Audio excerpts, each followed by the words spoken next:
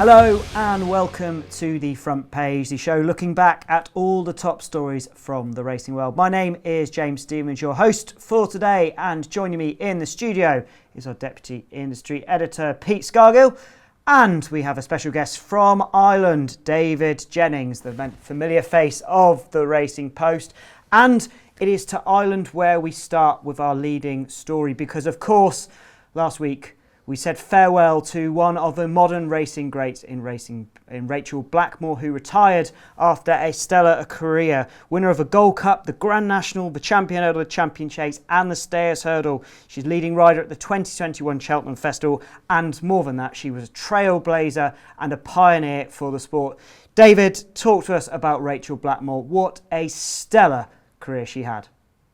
First things first, I could have killed her last Monday though, because I promised Eva said to me, she said, "Are you definitely able to collect the kids this evening?" And I was like, "Yeah, honestly, I'm way ahead. I have all my stuff in," and I was on a news shift on Monday. I said, "Everything is fine." I said, "I'll definitely be there before 5 o'clock to collect them." And then 4:45, I think it was, on Monday, I was like, oh my God. I was like, "Eva, you're going to have to collect them. I can't collect them." I couldn't believe it, to be honest with you, because there'd been so many potential exit points, be it Cheltenham, Aintree, Punchestown, like Bob Ollinger, she could have retired on in the Stayers Hurdle, and she didn't. She chose a Monday in May when there was very little going on. So I think her retirement actually, in a lot of ways, almost sums up her riding career in a strange sort of way, because from a journalist point of view, I wanted her to be a rock star. I wanted her to be Frankie Dettori, and she was that. She had that appeal, especially to people in Ireland and to girls, given what she had done. And I was always mad for her, to deliver these killer quotes, and I wanted her to be this amazing rock star. But she just wanted to be a jockey, and she never wanted to be that rock star while she was riding. And I think the fascinating thing now is that we could see a whole different side of Rachael Blackmore now, because I think the next kind of 10 years of her life are going to be massive. She could be anything, and she's got such a wonderful personality, and she's got such charisma, and she just appeals to so many people that next 10 years when she's out of the weighing room, because I think she did it very well in that when she was riding, her job was to be a jockey. That was her job, to ride winners, to ride big winners, to ride Cheltenham winners. She was Henry de Bromhead's first jockey. And unbelievably, she managed to maintain her focus on being a jockey while there was all this outside noise happening. She didn't go down that route of a Frankie or this rock star, as I would say. Instead, she said, "No, I'm going to be a jockey first and foremost. I'm not going to go into all that outside stuff. I'm going to be a jockey." And boy, did she become this amazing jockey. It's extraordinary what she's done in her career. And actually, just for when she did retire, I went back, and because I've interviewed her many a times, and I went back to the first ever time I interviewed her was January 2014, which is obviously not that great at maths, but I think it's 11 years ago. And there's just a quote here which is quite interesting. She's talking about Shark, and I said, "Well, what are you doing?" It was for the point-to-point supplement in the Racing Post, and I was doing an interview with her for the point-to-point supplement. And this is just two of the quotes in that piece. I said, "What are you doing at the moment?" She says, "I'm with Shark full-time at the moment. I'm in with him 7:30 every morning. I finish at 4:30, and I'm trying to study for an exam, so I need to cram in the evenings. I don't mind getting up early and going riding out at all, because I don't see it as a job, as I enjoy it so much." And this next line: "I'm fully aware that riding horses isn't a long-term thing, and it's only the top of the top that can make a proper living out of it. So I just have to keep my head down and keep studying. I enjoy equine science. I started off doing science in UCD, but I just couldn't handle the maths." Which I thought, when you think about it, listen to that line again. "I'm fully aware that riding horses isn't a long-term thing, and it's only the top of the top that can make a proper living out of it." Well, she was the top of the top, James. And she joins the group of Ruby Walsh, AP McCoy and Barry Geraghty to win all those big races at Cheltenham, which is the top of the top, as you rightly say. You mentioned there about rock star quotes, David. Let's go back to the Grand National, the race, which has such an appeal. "I don't feel male, I don't feel female, I don't even feel human." that's about as a rock star as quote as you get, don't you? That was such an important moment, not just for the sport, but such a wider sporting moment. So much so she won the World Sports Star, and the only person from Ireland to have won the BBC World Sports Star at the Personality of the Year award. Usain Bolt, Pele, Roger Federer, Muhammad Ali, Tiger Woods, Rachael Blackmore. That's top quality company to be in. Yeah, I think our Ireland editor Richard Forrestall summed it up really well. Like, for somebody that was kind of didn't want to be that person, her quotes were unbelievable. Like, when you think of it, like, I think there was 3 or 4. You mentioned one of them there. I don't feel male or female. I can't believe I'm Rachael Blackmore. All this kind of stuff. Like, her quotes were unbelievable. Like, because she is such an incredible personality, and like that, what you just said there just sums it up perfectly. And like, it's where she came from. I think it's the fact that she came from such a place that nobody really makes it. Like, so she wasn't a hugely successful point-to-point rider. She wasn't a hugely successful amateur. She wasn't a hugely successful really anything. And then she turned professional, and then all of a sudden, Eddie O'Leary said it to Henry, and then all of a sudden she's riding for Henry, and then all of a sudden she's riding kind of big winners. And the one key point that I want to make is Cheltenham. And I was doing the tributes Monday after not collecting kids from creche. I was ringing around all different people to get quotes, and the 3 or 4 different people said, Cheltenham. She rode that track. I remember chatting to Brian Atchison, and he said, there was Paul Town and Jack Kennedy and Rachael Blackmore. If the 3 of those rode in a race in Clonmel on a Thursday, she'd be the worst of the 3. When they got to Cheltenham, she was the best of the 3. And she just had this big game ability to just ride to the peak of her powers at Cheltenham. And every year, no matter what kind of form Henry de Bromhead's horses were in going into Cheltenham, the 2 of them just clicked every single year at Cheltenham. And I think it's just brilliant that her final Cheltenham Festival, Bob Ollinger, she produced this awesome ride on Bob Ollinger. Like, it was just a glorious way to finish her Cheltenham career. And I think we'll still be talking about Rachael Blackmore in decades and centuries to come. I love how, DJ, you've still got that bit of shock about Bob Ollinger winning at Cheltenham. Even if it's been some time, it still hasn't quite fully sunk in for you yet, has it? Pete, we'll bring you in. I mean, David mentioned some of the tributes there.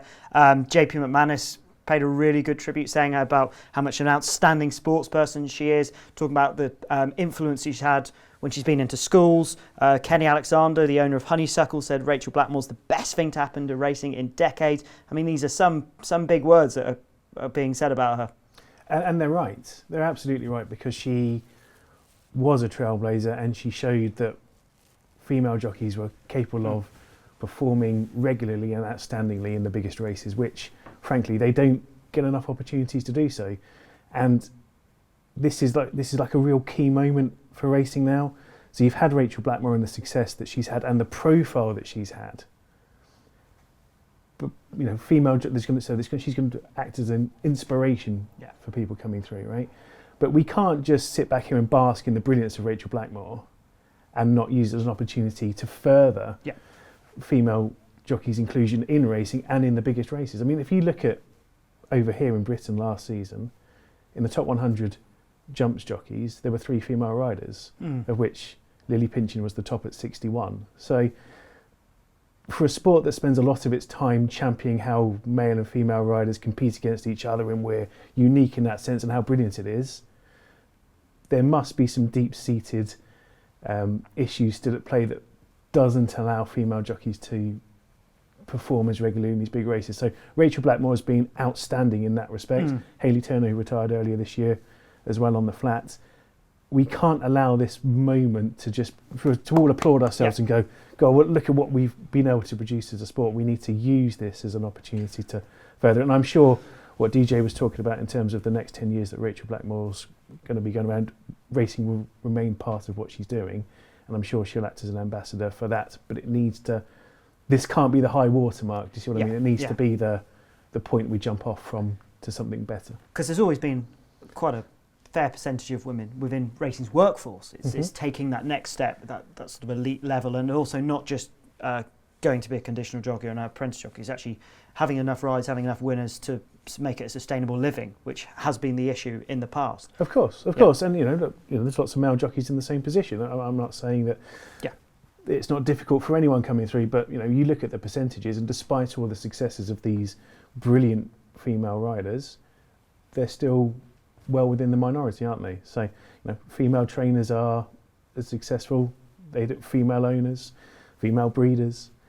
So, as I said, she's been absolutely brilliant, Rachael Blackmore, and racing has been blessed by what she's been able to do. And the opportunities Henry de Bromhead has given her.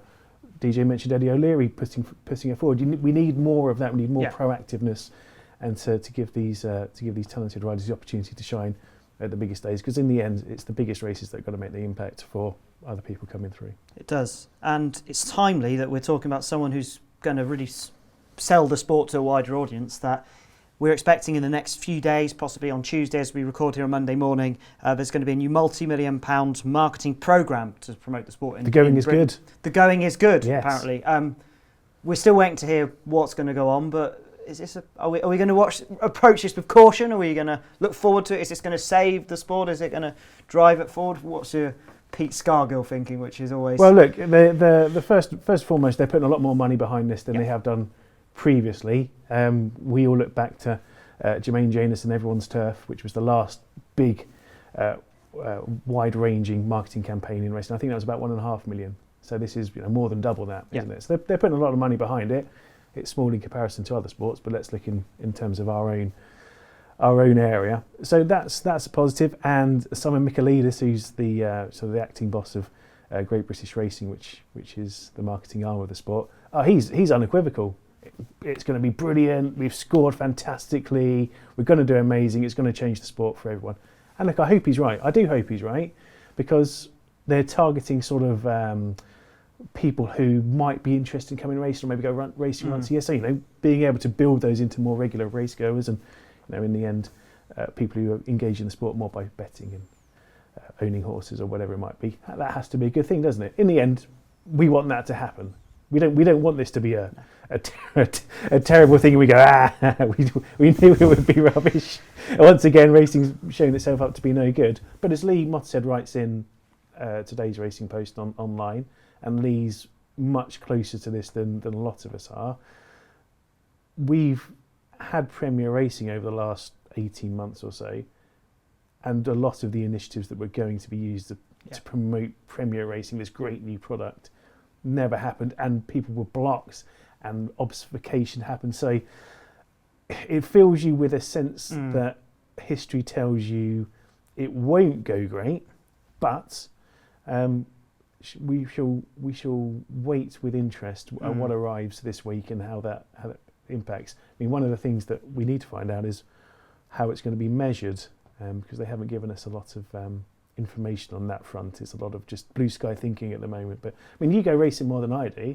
You were at Newbury at the weekend, weren't you? I mean, big crowds at Newbury, big crowds over Christmas. I mean, big crowds at Newmarket for the Guineas meeting. So I mean, Chester as well, good crowds. There's scope for there's some things to progress here, surely. There are definite signs. I do enjoy going racing, and I think as a day out, it is still such a brilliant leisure activity. There aren't many leisure activities out there that are as good as racing, but there's certain little pinch points, the small little details that are got wrong. Price points, for example, is constantly being told, aren't we, by readers, by fans who go to the sport, that price points are getting it wrong. Just sort of experience, of customer experience of queuing, and the small things that make a significant difference to ruining the day rather than making it. So it's off track as well as on track. It's off track, and then as well as on track. I mean, small field sizes obviously are a huge frustration to people when you're sort of looking at odds on favourites and predictable racing. There's a whole lot of it, but in terms of a marketing idea, it's about. I look back at how it's marketed in Japan from my experience there almost a year ago, and racing seems and it's sold. It's on the tubes, and it's sold as quite sexy and cool and sort of really driving who you want to do. It draws you in, and it's everywhere, and it feels a real part of society. They're funding it to make it seem that way. That's what I'd like to see more of that, rather than just it's a day out. They're selling the people as key parts of culture almost. Yeah, we got a freer summer this year because there's no Euros and no Olympics as well. We do. Whilst there's other activities that people will be engaging in, of course, like there is every summer, there should be a greater run at things to give more opportunity. Exactly. So, look, I'm waiting with interest, shall we say, But I say the points that Lee puts in his column, which is well worth a read, do just anchor expectations a little. Never get carried away, Pete, do we? No. Well, we leave that to Simon Michaelides. I liked his unabashed enthusiasm for it. It was, it was refreshing in a sense. Good. Now, before we move on, must give a shout out to the story of horse racing, available in the Racing Post this week, in 20 races. So looking back at the key races which define the sport through the history of time, potentially Manila Times might sneak in there. We'll have to wait and see. I've not seen the 20, but be fascinated to see some of the old history. We like the sort of the history of racing, how it's changed and years gone by. The sport's built on its history, isn't it? It is, yeah. Of course it is. So, and that's got to be a key part of the marketing going forward as well. What's your favourite race of all? This is completely off the cuff now. I'm going to catch you off guard. What's your favourite race of all time? I'll let Pete go first. It's going to be two races, play, DJ. isn't it? 2 races. No, I'm going to do this properly. 2 races. When See the Stars, who's the greatest horse that's ever raced, won the Arc, and his brilliant performance under Mick Cannan to win that day, and the excellent commentary from Jim McGrath to capture all of that, and then just the sheer shock value of when Frankel won the Guineas. There was so much build-up about how he'd had a bad preparation and he was drawn the wrong side from his pacemaker, and the way he went like that and blew the race apart. So how about that, DJ? You can't catch me off guard, Sunshine. Absolutely not. Bit of flat bias there, though. What's yours, DJ? 2005 Champion Hurdle. Every time I watch it now, I just watch it in disbelief to see Carberry sitting there motionless halfway up the run. And I just remember standing in the stand that day, as you do in stands, you stand. And it was just the most surreal moment. I've never experienced a moment like it on the track. And Hardy Eustace and Brave Inc at either side of him just flat out, and Carberry just ice cool. I've never witnessed, it was just the most remarkable thing I've ever seen. 2005 Champion Hurdle will always be my favourite race, even though I backed Archibald. What about you, James? Mine's always biased. It would be Native Rivers Gold Cup in 2018. It's a big favourite of mine. Race. It was a cracking race, and all the hearty jumper, all determination. The flashy might bite, but he fended him off with all his resolution and all his determination. I should say that Caldwell Potter winning the at this year's Cheltenham Festival is a close second to the 2005 Champion Hurdle. Yeah, and to any viewers or listeners listening in, my eardrums are still just about recovering from being in the press room with DJ when Caldwell Potter was there. So, DJ, keep getting him in. I'm sure we'll look forward to up in the ante when he returns next season. Let's move on to the flat action now. And, we'll come straight back to you, David. Aidan O'Brien, he seems to be winning all the trials left, right and centre, but the one that mattered perhaps most didn't quite deliver. Yeah, the only horse that hasn't won a Derby trial, I think, will win the Derby. I couldn't believe the reaction to the Lion Winters run in the Dante. Maybe people just don't read the Racing Post or don't listen to Aidan O'Brien, but obviously the market was very positive in the latter stage on the Lion Winter. And I was watching this move go from like 7. I thought when he drifted out in the morning 7-4 in the Dante, I said this could go off 5-2. And instead it went the other way and went off 8-11. And maybe that was the lack of confidence in the opposition. But I've been talking to Aidan O'Brien about the Lion Winter for the last 3 weeks. And every time you talk to him, he said, we just need to make it to the Dante. We need to just get some sort of a run into him. Because whatever he does in the Dante, he is going to improve a ton. And like he said this on the record, and he still goes off 8-11. And there's a couple of things here. The stuff at the start I didn't like and would worry me a little bit about the Derby. You know, he didn't take the whole build up to the race particularly well. And then that first furlong it was mental. Like, he was just so keen. I said in a piece that it was just like a teenager at their first disco. He was just rabbit in headlights kind of stuff. Looked like he'd never ran before. But I thought what he did from maybe 2.5 furlongs in to maybe a furlong and a half from the line just oozed class. And I was like, yes, that's the horse that I saw last season. That kind of middle part, that middle 80% of the race.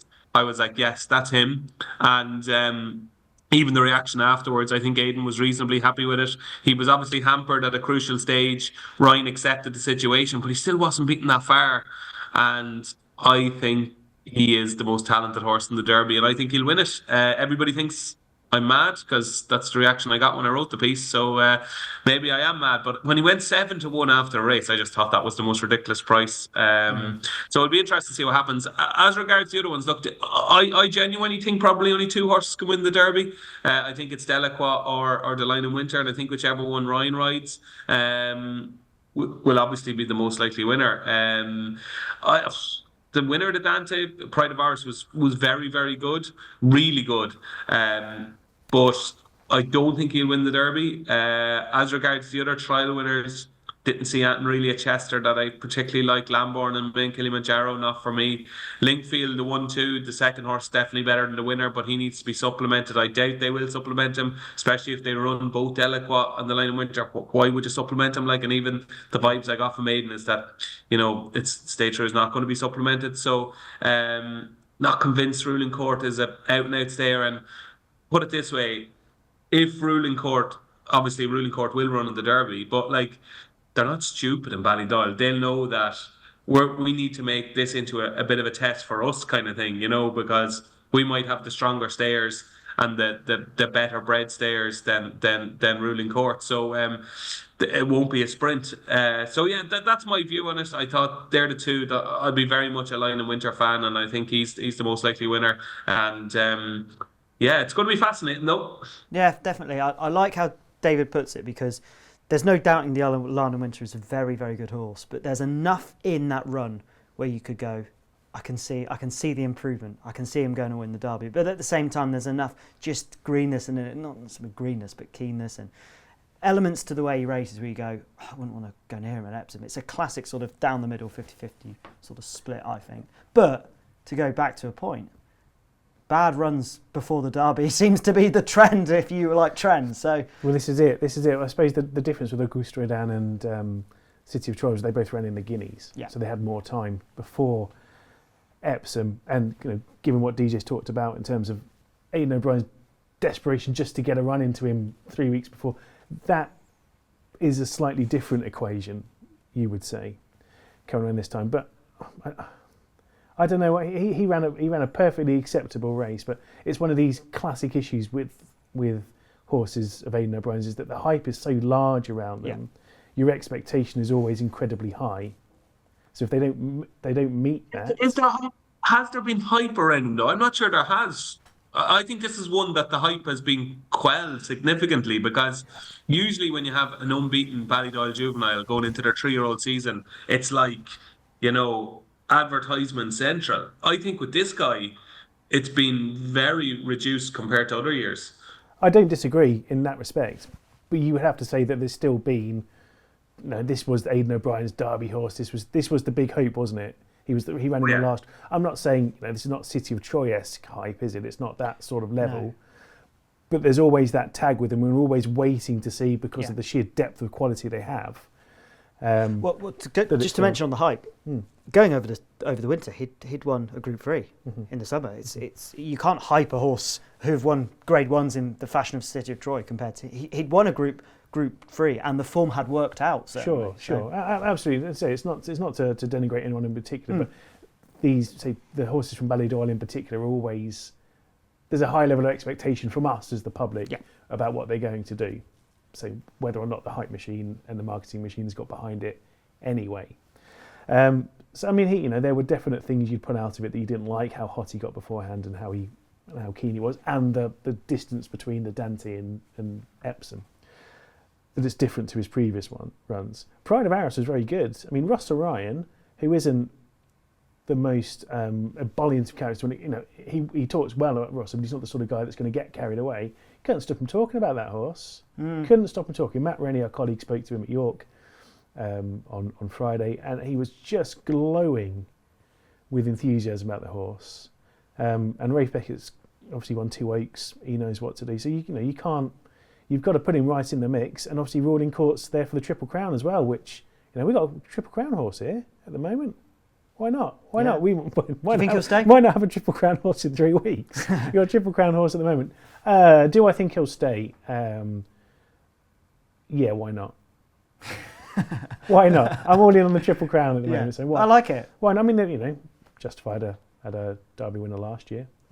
It's not a out and out middle distance family, but you'd say he's got as much. I mean, it's the same family as the Lion in Winter, I think. So if the Lion in Winter's going to stay, you'd think that Ruling Court would have a good chance of doing so. Really, back in the dim and distant past, but he was good Pride of Arras. He shouldn't be underestimated just because a lot of the focus has been on other horses in the race. Yeah, for the arc-winning trainer as well, of course. Of course. Flying form. Oaks, anything catch your eye? Has Well was anything very caught good. your eye over the last few weeks? Of course, Well was the winner of the Musadora. Well was very good. Yeah, you couldn't knock her in that respect. But I mean, I think ultimately the horse they've got to beat is the horse that won the Guineas, isn't it? Desert Flower was so good, and the confidence levels behind that horse is so high. It's so high that DJ's even subconsciously put on a royal blue shirt today in his support of Desert Flower. So that's how. I mean, Charlie Appleby's winning the races that Aidan O'Brien isn't winning. Charlie Appleby's winning at the moment. There's no reason to think that she won't be better at Epsom than she was at Newmarket. We'll give him the right to reply, shall we? I should be wearing a darker shade of blue. I should be wearing navy because I fancy Minnie Hawk. Who is Minnie Hawk actually? Is it a Magner or Derek Smith's colours? I can't remember. But yeah, I'd be a Minnie Hawk fan. They loved the run at Chester, and again, there just seems to be a vibe that there's huge improvement to come, and she's bred to be pretty special too. And I thought she was dossing up the straight at Chester. I thought she had loads in the tank, and yeah, I would be very much in the Minnie Hawk camp. And I think the fact that Twirl bolts up in the Musadora, and then after the race they're going, "No, I don't think we're going to run in the Oaks." Actually, you're kind of going, "Okay, what the hell have you got that's better than Twirl?" And I have a feeling that Minnie Hawk is the number one, because I think with Giselle, I just think she's feisty, and she's just going to be hard to manage, I think, at Epsom, whereas Minnie Hawk does everything so professionally. I think she is the one. I think she's still a big price. And just whilst we got DJ, anything else catch your eye with you to potentially Ascot as well? A massive day at Naas yesterday. I think it's probably the best card that Naas has ever had, and usually it's dominated by Ballydoyle, but this year it's dominated by our old buddy Ger Lyons and Colin Keane and Babouche. Babouche must have a massive chance in the Commonwealth Cup now, because she was a brilliant juvenile. She beat the boys in the Phoenix Stakes. She beat Whistle Jacket, and she beat him again yesterday quite comfortably. I thought she was in her comfort zone the whole way. And given that Ger said that it's been so hard to get her fit, I'd say there's even more improvement to come from that run in yesterday. So she was terrific. So she was, and that filly stakes, the Group 3 Lady Imam for Ger as well. Simply Astounding was obviously disappointing, but Green Sense was very impressive in the maiden at the Curragh. So that looked a proper Group 3, like that is going to throw plenty of Group 1 winners. And Lady Imam, just 3 from 3, 5, 6 seems to come alike to her. She's just an absolute star. I think she's favoured for the Queen Mary now, possibly favoured for the Albany as well. So it's going to be an interesting decision to see where Ger goes. I think she's just quick enough for the Queen Mary, so I think they'll just go for the Queen Mary, and I'd say she'll be a short price favourite. So Ger Lyons has got a big Royal Ascot team this year, and I'd love to see it going really well, because he's a great fella. Like he's a little bit of a Marmite character, because like he's so passionate, and I love him though, and like he just loves the game, and he's great for the game. And I would love if Ger Lyons had a really good Royal Ascot with Colin Keane. I think it'd be fantastic for racing. I certainly would agree. Pete, anything catch your eye? I should mention lead artist winner of a Lockinge. I would fancy Rosalien to turn the form in the Queen Anne myself. Agreed. Yeah. Yeah, he was excellent at Ascot last year, and clearly blew up on Saturday. Yeah. Clearly blew up, and Yeah, don't disagree. yeah, he clearly blew up yeah, at Ascot. yeah, Not Ascot, Newbury. Yeah. Yeah. Yeah, good. And there was a nice Godolphin horse that won on Yes, Sunday as well. Trian Moore for Godolphin. That's what €2 million gets you. Definitely looks a 2-year-old to watch. For sure. Aim towards the Chesham, which they won with a certain Pinatubo on his 2-year-old champion winning season. So watch this space. Final stories we'll look at, Pete. There is news in the world of racing tax. Yes, tax, levy, media rights payments. It's the bit that everybody's been waiting for. Everyone's been counting down for this bit, yeah. So look, it's important stuff though. So yeah, levy yield for the last 12 months in Britain was 108 million, which is the highest that it's been since the new mechanism came in 2017. So this is against the backdrop, of course, of punters having issues in terms of affordability checks, anti-money laundering checks, bookmaker restrictions. So it's a more hostile environment for punters at the moment, yet racing is getting a larger chunk of money from the punters than it has done for a while. So it's a situation that's been created by the way that the levy is raised. So it's raised on bookmaker profits, gross profits, and they were higher partly because Cheltenham was so bad for punters. It came in higher than forecast because Gallopin, Deschamps, Constitution Hill, John Bon, Tehupu, for example, were all beaten. Madgeborough, all these hot shots that were beaten. So, but say it's against the backdrop of a very hostile environment, dropping turnover, another 8% drop. The levy board said in the last year. BHA figures for the first 3 months of this year show a 9% drop in turnover. So turnover is dropping. It's dropping fast, and we know the reasons why, which is why this continues to be a very important matter for the sports governing bodies. And obviously bookmakers are retaining their profits by withdrawing concessions and making it less pleasant for punters, things like best odds guaranteed. So that is one thing that's happened, and sort of related to that was that Racecourse Media Group paid out £113 million to their racecourse partners. That's 37 racecourses, Jockey Club racecourses, York, the likes, and that's pretty high again against the great significant headwinds that we often hear about. So racing is still drawing in good amounts of money from punters and bookmakers, but that's a mask to what's going on underneath, and which is why everything needs to continue pushing this position with the affordability checks and what have you that's going on. So that's one side of things that's happened in the last week. And the other side is there was a round table earlier in last week, I should say, in Westminster in London, where racing figures, some punters and a think tank got together to talk about taxation. Now, taxation isn't everybody's cup of tea, James, believe it or not. Sadly not, no. But the Treasury has put out a consultation in terms of potentially harmonising tax rates. And the big issue for racing is that racing's taxed at a lower rate. The general betting duty, which is 15%, against remote gambling duty, which is 21%. And everybody has this fear that if there's going to be harmonisation at a time when there's no money, you're not going to harmonise down, are you? You're going to harmonise up, which gives racing a problem in terms of having to pay more tax. So this roundtable got together, and there was the impression that there was perhaps a bit of a divergence between racing and betting. So racing and betting have been quite together through all of this, through the last few years with affordability checks and what have you. And it's different, but obviously in Ireland as well with the issues they had over there, racing and betting very much together. Racing perhaps saying that, we can understand why games of chance are taxed differently to us. Please don't raise the tax on us. Now the Betting and Gaming Council, which is the industry body for bookmakers, so they said no, we're still all in this together, which is there's not been a big schism opening up, but it's an issue that continues to engage racing's key players, and it's another issue that's open, and it's another one that if it goes the wrong way for racing, in inverted commas, it's going to affect the income for the sport. Certainly is. Do we think that there is a chance that racing will be taxed differently, Van? Well, that's the argument being put forward, and Martin Cruddas, who's the Arena Racing Company chief executive, was very much making this point. And James Noyes, who's the head of the head of the think tank that was part of this roundtable, he was saying that there's a good case for racing to be taxed differently due to the nature of betting and racing, that their sort of coexistence.